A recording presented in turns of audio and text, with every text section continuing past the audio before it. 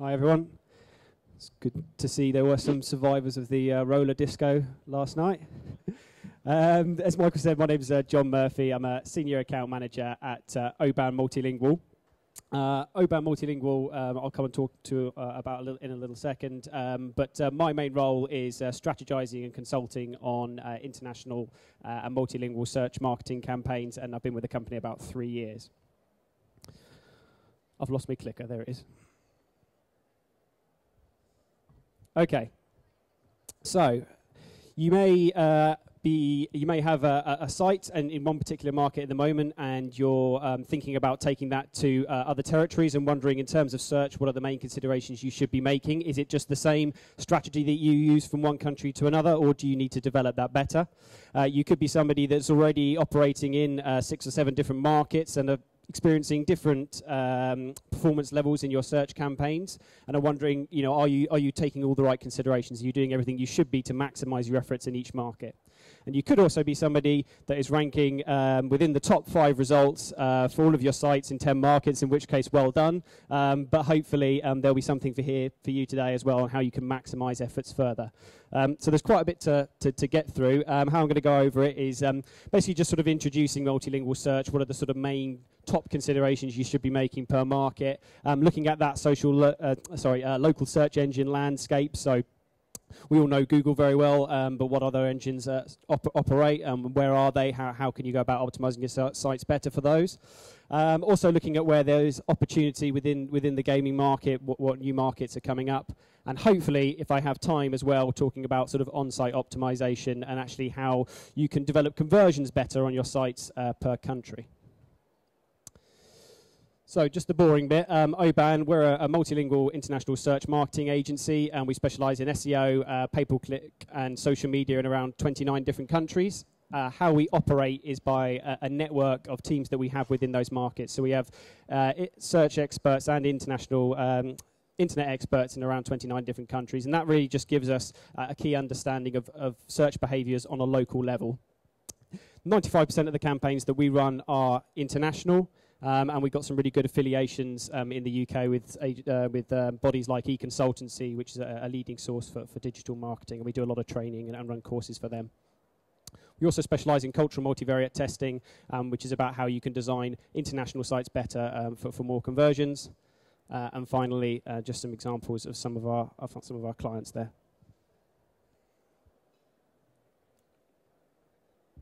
Okay, so multilingual search. What are the top considerations you should be making? I guess it all starts with key phrases, as does any search campaign.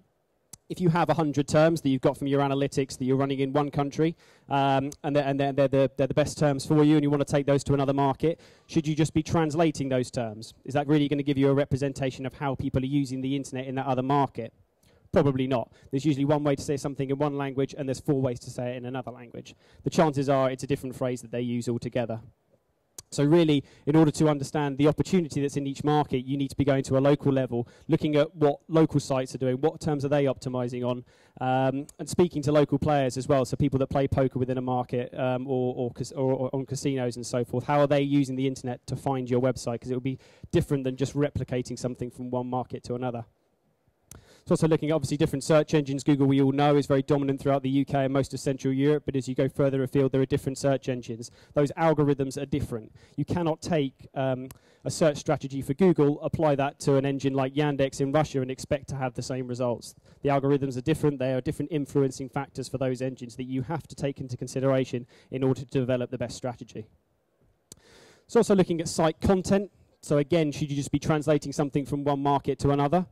You only have to look at the difference in sort of adverts on TV in the UK from when I've been in my hotel room Hungarian adverts, the different types of things that trigger people, that lead people to convert and make a sale from market to market is different. Therefore, you should be localizing your content to that. And also, if you are, in terms of SEO, if you are working in markets where, say, English is the top language of both of those markets, like the UK and the US, you're going to have duplicate content issues. So as long as you're developing your content uniquely for each market, you won't have those issues, and you'll also have better conversions as well.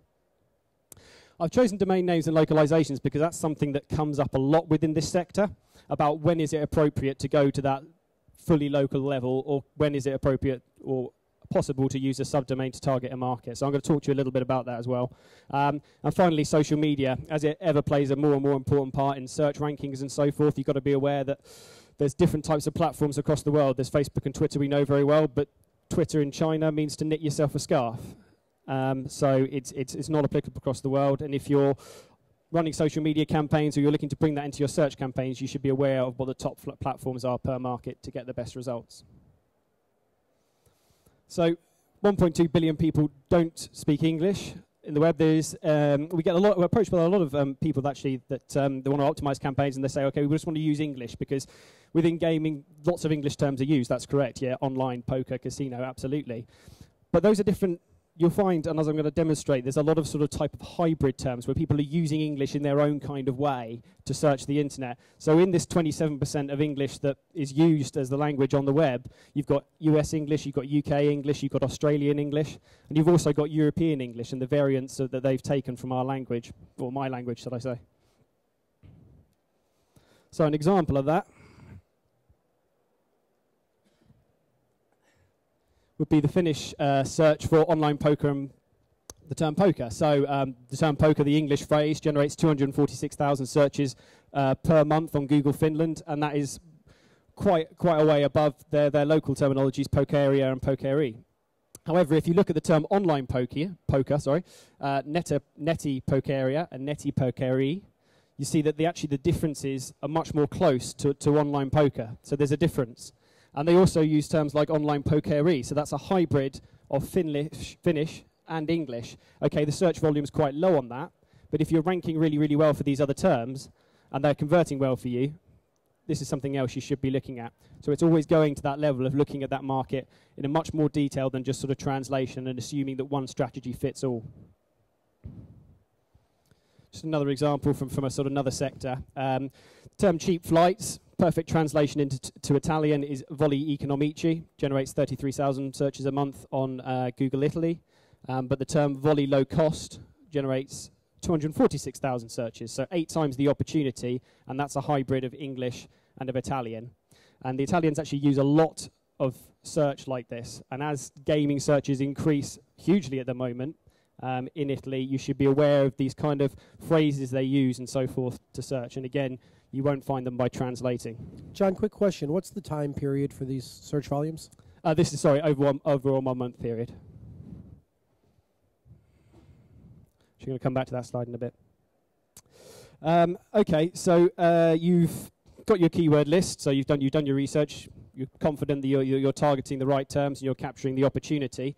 What else can you be doing with that data? So if we look at an opportunity market such as France, where they've had new legislation recently, obviously, that's allowed non-domestic gaming sites to operate.